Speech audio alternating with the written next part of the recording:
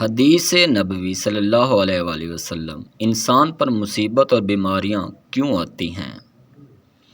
حضرت سیدنا ابو سعید خدری رضی اللہ عنہ بیان کرتے ہیں کہ رسول اللہ صلی اللہ علیہ وآلہ وسلم نے فرمایا کہ بے شک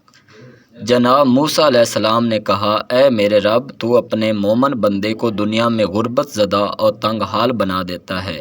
اتنے میں موسیٰ علیہ السلام کے لیے جنت کا دروازہ کھول دیا گیا اور وہ اس کی طرف دیکھنے لگے۔ پھر اللہ تعالیٰ نے کہا، اے موسیٰ، یہ جنت میں اس مومن کے لیے تیار کی ہے۔ پھر جناب موسیٰ علیہ السلام نے کہا کہ اے میرے رب، تیری عزت کی قسم، تیرے جلال کی قسم، اگر اس مومن کے دونوں پاؤں اور ہاتھ کٹے ہوئے ہوں،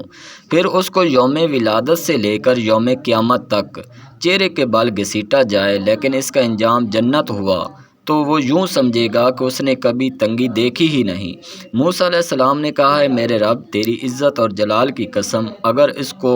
روز تخلیق سے روز قیامت تک پوری دنیا دے دی جائے، لیکن اس کا انجام یہ ہو، تو وہ یوں سمجھے گا کہ اس نے دنیا میں کوئی بلائی دیکھی ہی نہیں۔ عامر رضی اللہ عنہ بیان کرتے ہیں کہ رسول اللہ صلی اللہ علیہ وآلہ وسلم نے فرمایا، امراض اور ان کے ثواب کا ذکر کیا تو فرمایا، جب موسیٰ کو کوئی بیماری لاحق ہوتی ہے، پھر اللہ تعالیٰ اس سے عافیت اور صحت عطا فرما دیتا ہے، تو وہ مرض اس کے سابقہ گناہوں کا کفارہ اور مستقبل کے بارے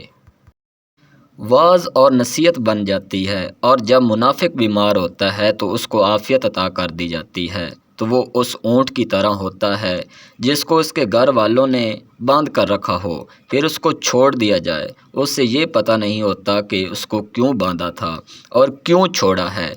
کسی شخص نے عرض کیا، اللہ تعالیٰ کے رسول، بیماری کیا ہوتی ہے؟ اللہ کی قسم میں کبھی بیمار نہیں ہوا۔ آپ صلی اللہ علیہ وآلہ وسلم نے فرمایا، ہمارے پاس سے چلے جاؤ، تم ہم میں سے نہیں۔ حضور اکرم صلی اللہ علیہ وآلہ وسلم نے فرمایا، اللہ تعالیٰ اس کے چہرے کو تر و تازہ رکھے جو میری حدیث سن کر ویسے ہی دوسروں تک پہنچائے۔